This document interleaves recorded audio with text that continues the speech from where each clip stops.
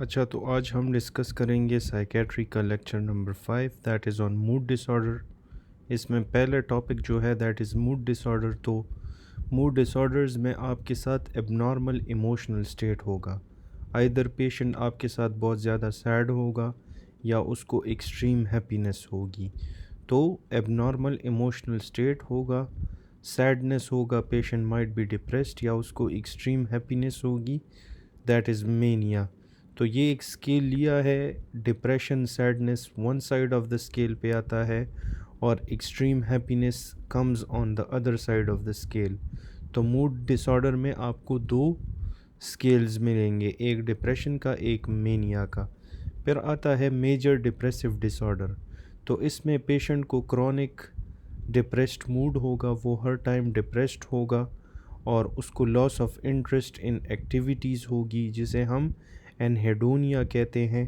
तो he will have loss of interest in activities, he will have a depressed mood. उसके अलावा जब भी आपको एक पेशेंट आया और वो आपको कहता है कि doctor I am very fatigued, I have loss of energy, तो इसका मतलब है आपने इसमें डिप्रेशन को रूल आउट करना है। पेशेंट आपके साथ ही विल फील वर्थलेस और गिल्टी और उसको सुसाइड के आइडिएशंस या सुसाइड अटेम्प्ट उसने की होगी या उसके आइडियाज़ उसको आएंगे। He will have inability to concentrate और मेक डिसीजंस। एपिटाइट में भी चेंजेस होंगे, वेट लॉस या वेट गेन होगा उसको, स्लीप में भी उसको मसले होंगे। तो ये 3 डिफरेंट थिंग्स आपको लाजमी याद रहने चाहिए कि appetite changes, weight changes, loss या गेन और स्लीप डिस्टर्बेंस। इसके अलावा साइकोमोटर एजिटेशन या रिटार्डेशन आपको मिलेगी in major depressive disorder. Sleep disturbance में डिफ़िकल्टी गेटिंग टू स्लीप, बंदा जो है उसको इनिशियली इंसोम्निया होगी, उसको नींद आएगी नहीं। Waking in the night, middle insomnia, waking earlier than usual, that is called terminal insomnia.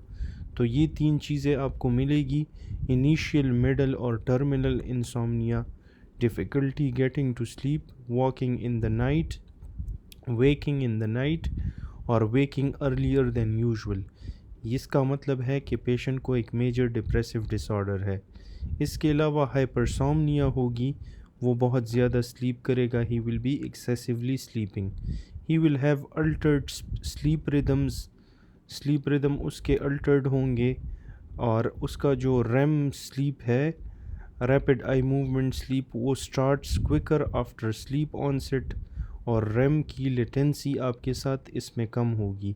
तो this is a point to remember कि रैपिड आई मूवमेंट स्लीप की लेटेंसी आपके साथ कम होगी और ये आपके साथ starts quicker after sleep onset. Total REM sleep आपके साथ ज़्यादा होगी और स्लो वेव स्लीप जिसे हम नॉन रेम स्लीप कहते हैं वो आपके साथ कम होगी। तो this is a take home point कि आपने याद रखना है कि रेम टोटल स्लीप ज़्यादा होगी और slow wave sleep will be less. Sleep rhythm normalises on anti depressant drugs, तो अगर आप उसको ट्रीटमेंट दोगे उससे स्लीप नॉर्मलाइज होगा। साइकोमोटर एजिटेशन या रिटार्डेशन किसे कहते हैं?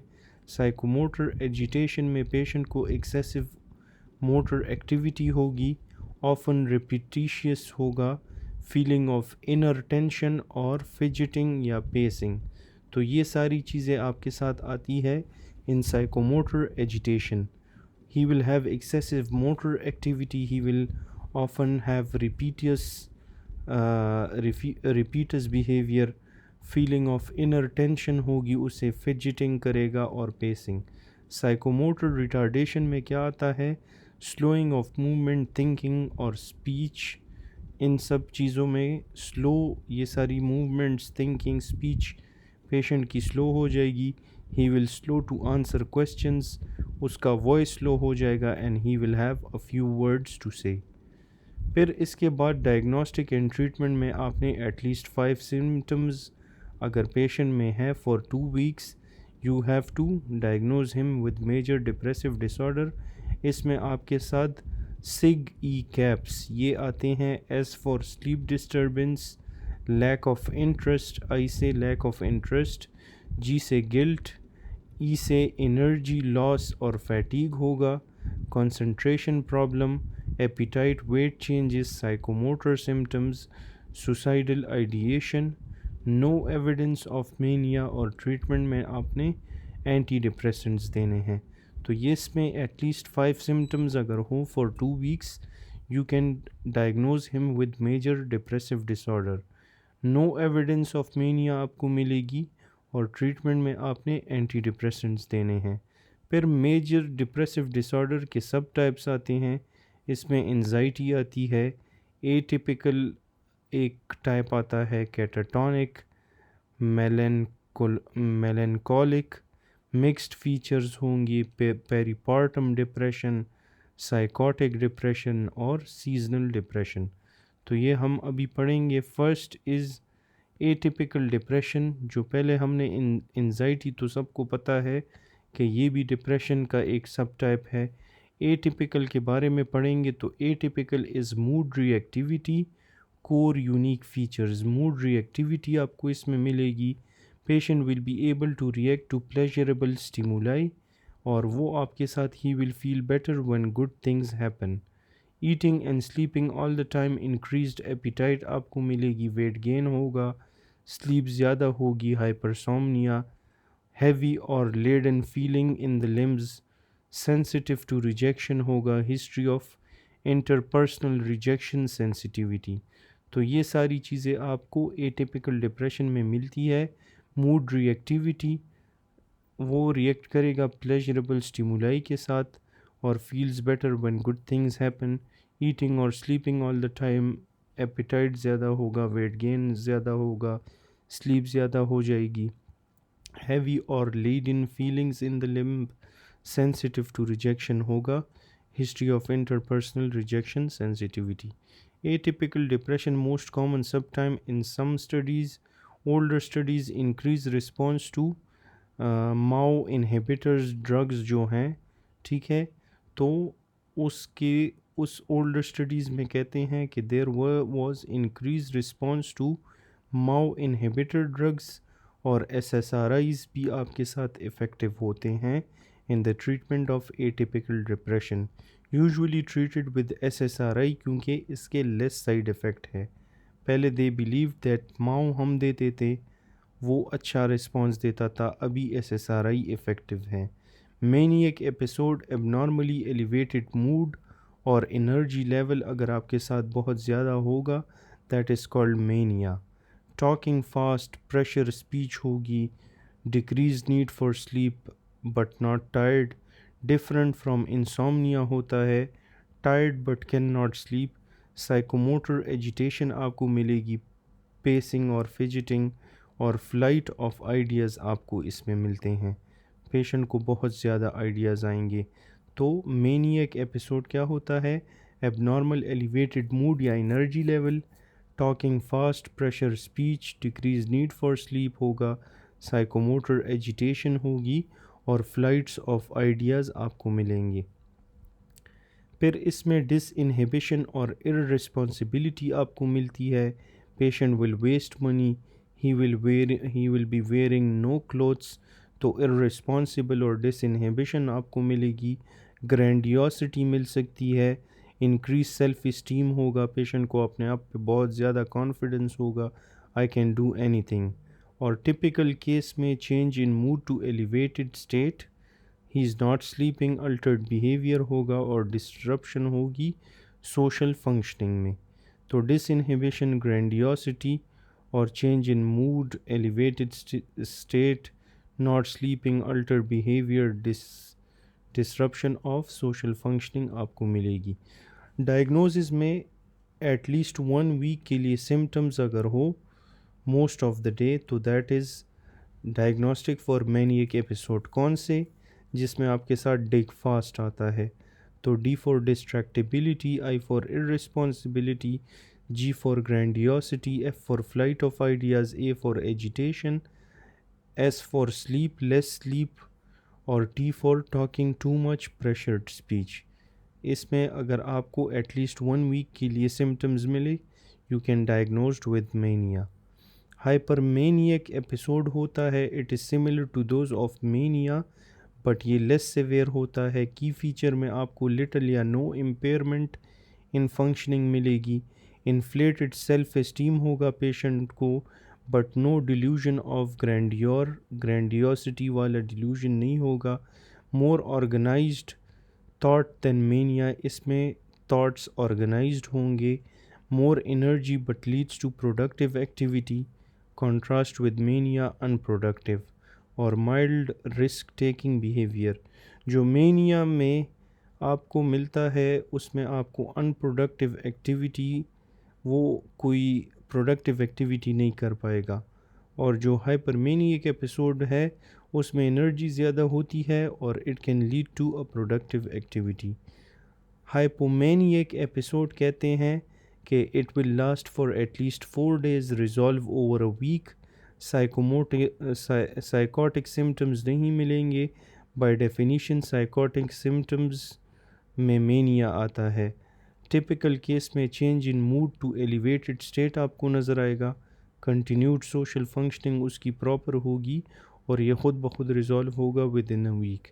फिर आता है बाइपोलर डिसऑर्डर, जिसे हम मैनियक डिप्रेशन भी कहते हैं। तो इसमें आपको symptoms of mania and depression मिलेंगी दोनों एक साथ। It can present with mania, hypomania और डिप्रेशन। ट्रीटमेंट में आपने एंटी डिप्रेसेंट्स देने हैं। अच्छा, फिर बाइपोलर 1 होता है, बाइपोलर 2। तो बाइपोलर 1 हम इसे कहते हैं जब आपके साथ मेनिया होगा एक पेशेंट को, उसमें डिप्रेशन प्लस माइनस हो सकता है, हाइपोमेनिया प्लस माइनस हो सकता है। तो मैनियक एपिसोड होगा उस टाइप ऑफ केस में अगर साथ में डिप्रेशन या हाइपोमेनिया आ गया या वन ऑफ देम आ गया मैनियक एपिसोड के साथ, दैट इज़ बाइपोलर 1। बाइपोलर 2 में हाइपोमेनिया आपको मिलेगी और साथ में डिप्रेशन मिलेगा। इसमें मैनियक एपिसोड्स आपको नहीं मिलेंगे। इसका कोर्स है कि फ्लक्चुएशंस आपको मिलती है, पहले मेनिया होगा फिर हाइपोमेनिया, फिर पेशेंट विल हैव डिप्रेशन, या इनमें फ्लक्चुएशंस हो सकती है, मेनिया, डिप्रेशन, हाइपोमेनिया जो भी हो, लेकिन ये चीज़ें इसमें फ्लक्चुएट करेंगी। दूसरी बात ये है कि मे हैव पीरियड्स ऑफ यूथाइमिया, ठीक है। यूथाइमिया इज़ नॉर्मल मूड, तो इसमें उसको ही will have periods of normal mood, जिसे हम यूथाइमिया कहते हैं। ट्रीटमेंट में आपने मूड स्टेबलाइजर्स देने हैं, जिसमें most of them are anti convulsants. इसमें वेलप्रूविक एसिड आता है, कार्बामेज़ापिन आता है और लेमोट्राइजीन। तो बाइपोलर डिसऑर्डर में वेलप्रूविक एसिड, कार्बामेज़ापिन और लेमोट्राइजीन, ठीक है। तो ये आप याद रखो कि आपको ये 3 चीज़ें मूड स्टेबलाइजर्स हैं। It can be used for the treatment of bipolar disorder.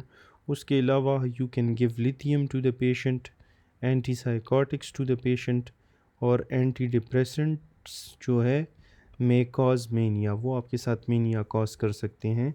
तो आपने क्या देना है, मूड स्टेबलाइजर्स जिसमें वेलप्रूविक एसिड, कार्बामेज़ापिन, लेमोट्राइजीन आते हैं, लिथियम देना है, और you have to give anti psychotics. Psychotic feature में हेलुसिनेशंस और डिल्यूजन्स अगर आ गए तो दीज आर साइकोटिक फीचर्स, ये एसोसिएटेड होता है with severe forms of mood disorders and it may occur in depression और बाइपोलर डिसऑर्डर। ये डिप्रेशन बाइपोलर डिसऑर्डर में हो सकता है। Always occur together with mood symptoms, तो इसके साथ मूड सिम्टम्स आपको लाजमी मिलेंगे साइकोटिक फीचर्स में। और साइकोसिस विदाउट मूड सिम्टम्स को हम शिज़ियो अफेक्टिव डिसऑर्डर कहते हैं। साइक्लोथाइमिक डिसऑर्डर जो है it is mild mania symptoms, आपको माइल्ड मेनिया के सिम्टम्स मिलेंगे, माइल्ड डिप्रेशन के सिम्टम्स मिलेंगे, और ये आपके साथ it will not meet the criteria for hypomania. Symptoms come go over at least 2 years, come go with ups and downs, और साथ में occur at least half of the time, never absent for more than 2 consecutive months। ये आपके साथ कभी भी absent नहीं होंगे फॉर कंसेक्यूटिव 2 months। तो this is called cyclothymic disorder, जिसमें mild mania symptoms, mild depression के सिम्टम्स होंगे और क्राइटेरिया फॉर हाइपोमेनिया रीच नहीं होगी। तो सिम्टम्स आपके साथ कम एंड गो होंगे फॉर एटलीस्ट 2 years, और इसमें 2 कंसेक्यूटिव मंथ्स के लिए ये कभी भी एब्सेंट नहीं होंगे। फिर आता है परसिस्टेंट डिप्रेसिव डिसऑर्डर, जिसे हम डिस्थाइमिक डिसऑर्डर कहते हैं। There will be low grade form of depression to the patient, थोड़ा सा माइल्ड फॉर्म ऑफ डिप्रेशन होगा, less severe but more chronic. Depressed mood होगा पेशेंट का most of the time and it last for at least 2 years। No symptom free period lasting more than 2 months आपको इसमें भी डिस्थाइमिक disorder में मिलेगा। फिर आता है suicide. It is seen in depression and bipolar disorders. 95% successful attempts have psychiatric diagnosis, depression, bipolar, substance abuse, schizophrenia. Women में more attempts होते हैं and they are less successful. men have fewer attempts and they are more successful। Most common method जो है that is due to firearm. Suicide में most common method firearm होता है। Increase risk with access to guns. तो ये suicide आपको depression और bipolar disorder के पेशेंट्स में मिलेगा। 95% सक्सेसफुल अटेम्प्ट होते हैं और अगर सक्सेसफुल हो गए तो that is a psychiatric diagnosis, जैसे कि bipolar, depression, substance abuse, schizophrenia. Women में मोर अटेम्प्ट होते हैं लेकिन वो अपना काम सही प्रॉपरली तमाम नहीं करती। मेन में फ्यूअर अटेम्प्ट होते हैं लेकिन वो अपना काम प्रॉपर तरीके से तमाम कर देते हैं। वो फ्यूअर अटेम्प्ट होते हैं लेकिन दे आर मोर सक्सेसफुल। और मोस्ट कॉमन मेथड जो है दैट इज़ फायर आर्म। फिर इसके रिस्क फैक्टर है sad person scale. 0 to 10 points में सैड पर्सनस स्केल होता है। S for sex, A for age, D for depression, prior attempt, ethanol और drug use, R for rational thinking loss, साइकोसिस, S for sickness होगा, O for organised plan होगा, N for no spouse और lack of social support, और आखिरी S जो है that means stated intent. तो ये सैड पर्सनस का स्केल सुसाइड के लिए हम देखते हैं। Each of them have 1 point 1 2 3 4 5 6 7 8 9 10। तो ये टोटल 10 पॉइंट्स हैं। तो आपने इसके बेसिस में इसके रिस्क फैक्टर्स को आइडेंटिफाई करना है। फिर आता है एक्यूट ग्रीफ। छोटे टाइम के लिए अगर एक बंदा खफा हो उसे एक्यूट ग्रीफ कहते हैं। नॉर्मल रिस्पॉन्स होता है to loss of loved ones. 5 stages होते हैं। कुबलर रॉस मॉडल के मुताबिक इसके 5 स्टेजेस हैं। एक एक्यूट ग्रीफ में पेशेंट को डिनाइल होगा, he can't be gone, there must be a mistake. वो कहेगा कि ये person he can't be gone there, it must be a mistake. तो वो एक स्टेट ऑफ डिनाइल में है। दूसरी बात है anger, this is your fault. तो एक्यूट ग्रीफ में the patient will be angry and he will say this is your fault. The third in acute grief is bargaining. I'll do anything if she could become alive again. तो वो bargaining करेगा। फिर इसके अलावा you can see depression and you can see acceptance। और apart from that acute vision grief में आपको visions, voices of dead person आपको it may occur और ये usually resolve होता है within 6 months।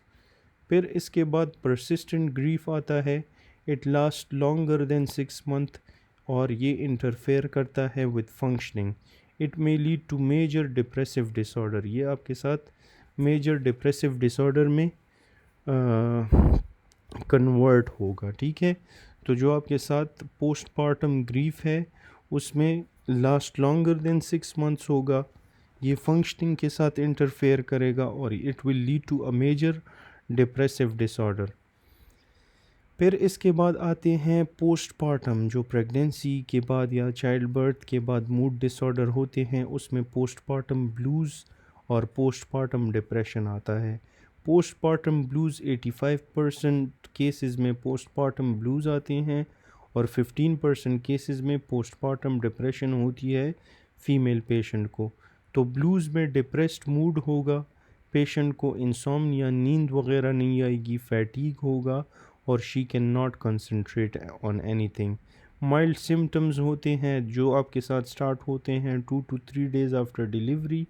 ये बहुत इम्पॉर्टेंट बात है कि आपको याद होनी चाहिए कि ये 2 to 3 days बाद अगर एक पेशेंट को डिप्रेशन, मूड स्विंग्स और इंसोम्निया, पुअर कंसंट्रेशन जैसे सिम्टम्स है, you should diagnose it as postmortem blue. अगर सिस्टम आपके साथ प्रेजेंट होंगे आफ्टर 2 weeks तो उसको आपने डिप्रेशन में डालना है। तो इसमें ये टाइम फ्रेम आपने लाजमी याद रखना है। दूसरी बात यह है कि पोस्टमार्टम ब्लूज़ रिज़ॉल्व होता है 2 weeks में, और ट्रीटमेंट में आपने सपोर्टिव ट्रीटमेंट देनी है। और जो आपके साथ पोस्टमार्टम डिप्रेशन है उसमें आप सीबीटी करते हो, कॉग्निटिव बिहेवियरल थेरेपी, और साथ में एसएसआरआई मेडिकेशंस देते हो। तो फॉर पोस्टमार्टम डिप्रेशन सीबीटी और एसएसआरआई याद रखो। पोस्टमार्टम साइकोसिस भी एक टर्म है लेकिन दैट इज़ रेयर। फिर है मूड डिसऑर्डर में ट्रीटमेंट में हम क्या देते हैं, cognitive behaviour therapy, anti depressants दे सकते हैं, मूड स्टेबलाइज़र जिसमें लिथियम वेलप्रोइक एसिड आता है, और इसके अलावा ईसीटी करते हैं, इलेक्ट्रो कन्वल्सिव थेरेपी। तो इसकी ट्रीटमेंट में CBT, ECT, mood stabiliser, lithium valproic acid और एंटी डिप्रेसेंट्स देने हैं। फिर आपके साथ आता है इलेक्ट्रोकन्वल्सिव थेरेपी। इलेक्ट्रोकन्वल्सिव थेरेपी में इस तरह इलेक्ट्रोड्स लगा लेते हैं on the patient forehead and it is performed under general anaesthesia. इसमें पेशेंट को इलेक्ट्रिसिटी दी जाती है एंड इट कॉजेज सीजर्स। ये आपके साथ यूज़ होता है फॉर रिफ्रैक्टरी डिप्रेशन, और ये आपके साथ loss of smell, amnesia cause, loss of memory, amnesia cause करवा सकती है। इसमें रेट्रोग्रेड एमनीजिया और एंटीरोग्रेड एमनीजिया, ये इस एमनीजिया के दो टाइप्स हैं। रेट्रोग्रेड का मतलब है कि मेमोरीज बिफोर द प्रोसीजर उससे भूल जाएंगे, और एंटीरोग्रेड एमनीजिया का मतलब है कि few weeks after the surgery, after the procedure उसको कुछ भी याद नहीं होगा। It can be used in pregnancy, तो ईसीटी को हम प्रेगनेंसी में भी यूज़ कर सकते हैं। फिर इसके बाद आते हैं एंजाइटी डिसऑर्डर जिसमें panic attack which is very important, sudden onset होता है of intense fear, often occur with no trigger, ये ट्रिगर के साथ ऑकर नहीं होता, और सम टाइम ट्रिगर होता है due to a stressful event in a patient's life. तो सडन ऑनसेट अगर पेशेंट को डायरेक्टली इंटेंस फियर की फीलिंग आए तो you think that it is a panic attack. इसका ट्रिगर नहीं होता, it is triggered by a stressful event, और ब्रीफ ये आपके साथ लास्ट होता है फॉर मिनट्स टू आवर। तो इसका टाइम फ्रेम बहुत कम है। पैनिक अटैक में आपको फिज़िकल सिम्टम्स मिलेंगे which are caused by panic, जिसमें palpitations, racing heart, sweating, trembling or shaking, chest pain or discomfort. तो these are the different symptoms that will occur in panic attack, जिसमें palpitation, racing heart, sweating, trembling और shaking, chest pain और discomfort आपको मिलेगी। इसके diagnosis में 4 और more of the following अगर आपको मिले तो आपने डायरेक्टली डायग्नोज करना है कि दिस इज़ पैनिक अटैक। तो इसमें पैल्पिटेशन, पाउंडिंग हार्ट और एक्सीलरेटेड हार्ट रेट। हार्ट की बात याद रखनी है कि वहाँ पे palpitation, pounding heart, accelerated heart rate आपको मिलेगा। Patient will be sweating, trembling या शेकिंग करेगा, sensation of shortness of breath और समथिंग, फीलिंग ऑफ चोकिंग अगर आपको आई तो ये भी पैनिक अटैक में आता है। इसके अलावा chest pain, discomfort, nausea, abdominal distress, patient will feel dizzy, unsteady, light headed और फेंट, चाइल्ड और हीट सेंसेशंस उसको मिलेगी, पैरेस्थीसिया, नमनेस और टिंगलिंग सेंसेशन होगी पेशेंट को, फियर ऑफ लूजिंग कंट्रोल और going crazy, you will see fear of losing control or the patient might be going crazy. There will be fear of dying or derealization, depersonalization. तो अगर इसमें 4 या 4 से ज़्यादा चीज़ें आपको मिले एक पेशेंट में, so you should diagnose him with panic attack. Palpitation, pounding heart, accelerated heart, sweating, trembling or shaking, sensation of shortness of breath or smothering, feeling of choking, chest pain, discomfort, nausea, abdominal distress, feeling dizzy, unsteady, light headed, faint, chilliness या heat sensation, paraesthesia, fear of losing control or going crazy, fear of dying, derealization और depersonalization। तो अगर इन चीज़ों में चार चीज़ें मिली तो go with panic attack. Diagnosis में डीरियलाइजेशन और डीपर्सनलाइजेशन की जो बात हमने की तो ये हमने पिछले वीडियोस में भी डिस्कस किया है। तो derealisation is the items in the room look foggy या अनरियल। अगर रूम में आपको कोई भी आइटम पड़ा है और वो आपको फॉगी या अनरियल दिखाई दे रहा है, that is called derealisation. Feels like in a foreign place despite being at home. उसको ऐसा लगता है कि वो एक फॉरेन प्लेस में है और वो उल्टा अपने घर में होता है। So he feels like he is in a foreign place. और ऑफन इंटेंसली स्केरी भी हो सकता है। जो डीपर्सनलाइजेशन है उसमें पेशेंट सोचता है कि he is out of his body और डिटैच्ड है and he is looking at self from the above. तो इस तरह की बातें अगर पेशेंट आपको कहे, he is in a state of depersonalisation. फिर डायग्नोसिस में रिकरेंट अनएक्सपेक्टेड पैनिक अटैक्स होंगे पेशेंट को, not post traumatic, not in response to phobia. और attacks are followed by 1 month or more persistent concern और worry होगा about panic attacks और there will be change in behavior to avoid attacks। तो recurrent unexpected panic attack होंगे और attacks followed by 1 month or more, तो it is panic disorder। Median age 24 years होती है, twice common होता है in women. Risk factor genetic component, genetics की वजह से इसका एक रिस्क हो सकता है। फर्स्ट डिग्री रिलेटिव में विद पीडी उसमें इंक्रीज रिस्क आपको मिलेगा। There will be history of physical और सेक्सुअल एब्यूज़ और लाइफ स्ट्रेसेस की हिस्ट्री होगी पेशेंट में। ट्रीटमेंट में आपने सीबीटी देना है, cognitive behavioural therapy, anti depressants देने हैं जिसमें एसएसआरआईज आते हैं और उसके अलावा आपने बेंजोडाइज़ेपिन देनी है। फिर जनरलाइज्ड एंजाइटी डिसऑर्डर आता है which is a chronic persistent anxiety और अबाउट मैनी डिफरेंट इवेंट्स और एक्टिविटीज़ आपको मिलेंगे, लास्ट होंगे फॉर इक्वल टू और more than 6 months, more days than not for at least 6 months। तो ये याद रखें कि जनरलाइज्ड एंजाइटी डिसऑर्डर में there will be chronic persistent anxiety और लास्ट मोर देन और इक्वल टू 6 months। फिर है जनरलाइज्ड एंजाइटी डिसऑर्डर में 3 और मोर ऑफ द फॉलोइंग आपको मिलेंगे जिसमें there will be restlessness, fatigue, difficulty concentration, irritability, muscle tension, sleep disturbance. ये चीज़ें आपको मिलती है इन जनरलाइज्ड एंजाइटी डिसऑर्डर्स। 3 और मोर ऑफ द अबव अगर होंगे तो it means it is a generalised anxiety disorder. इसमें restlessness, fatigue, concentration difficulty, irritability, muscle tension और स्लीप डिस्टर्बेंस आती है। फिर इसके बाद स्पेसिफिक फोबियाज़ में fear of a specific object और सिचुएशन को हम कहते हैं specific phobia. It leads to avoidance behaviour, तो इसकी वजह से पेशेंट का बिहेवियर अवॉइडेंट हो जाता है, वो चीज़ों को अवॉइड करता है। It is persistent for more than 6 months, तभी आपने डायग्नोस करना है कि दिस इज़ स्पेसिफिक फोबियाज़। और कॉमन ये आपको मिलता है इन फ्लाइंग, डेंटल प्रोसीजर्स या ब्लड ड्रेनिंग में, दिस इज़ वेरी कॉमन। फिर स्पेसिफिक फ़ोबिया में सोशल एंजाइटी डिसऑर्डर आपको मिलेगी which specific phobia of social setting. Excessive fear of embarrassment होगी in the social setting and there is fear of being humiliated और judged. तो ये सारी चीज़ें सोशल एंजाइटी डिसऑर्डर आपको मिलता है स्पेसिफिक फ़ोबियाज़ में। एगोराफोबिया जो है आपको, एगोरा का मतलब है पब्लिक स्पेस और fear of leaving a safe place for public setting.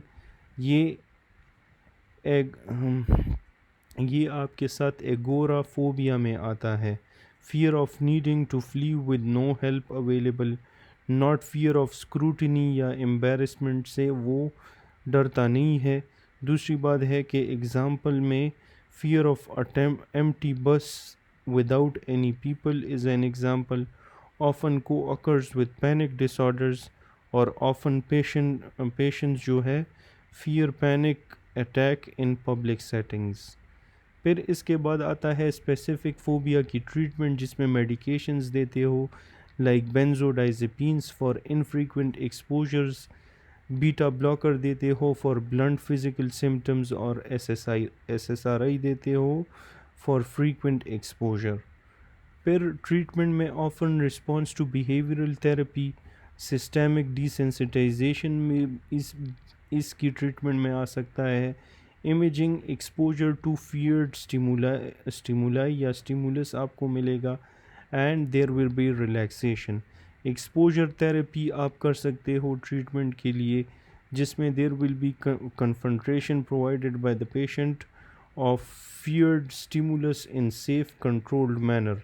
तो एक्सपोजर थेरेपी में confrontation of fear stimulus in safe controlled manner आपको मिलेगा. फियर रिड्यूस्ड ओवर टाइम आपको मिलेगी, which is called extension learning. फिर इसके बाद ऑब्सेसिव कंपल्सिव डिसऑर्डर आता है, where the person has obsession as well as compulsions. Obsessions में he will have recurrent persistent thoughts, urges और images होगी of the event या the patient या whoever he is talking about.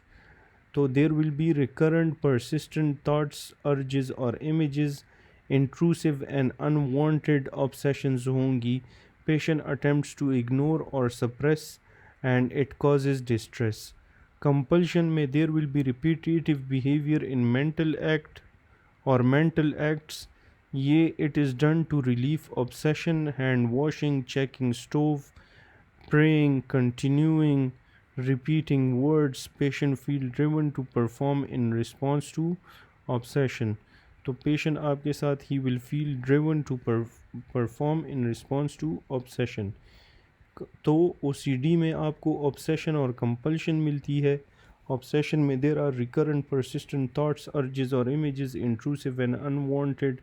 Patient attempts to ignore or suppress and cause is distress. Compulsion में there are repetitive behavior or mental acts, or it is done to relieve obsession. ये आप करते हो कि आप relieve करो obsession को. Hand washing is a must.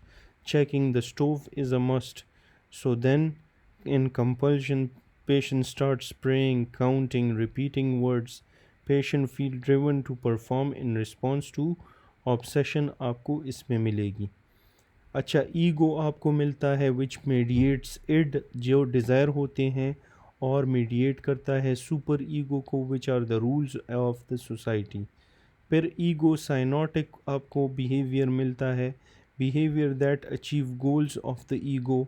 Obsession compulsion जो है it is use to achieve goals and it is seen in obsessive compulsive personality disorders.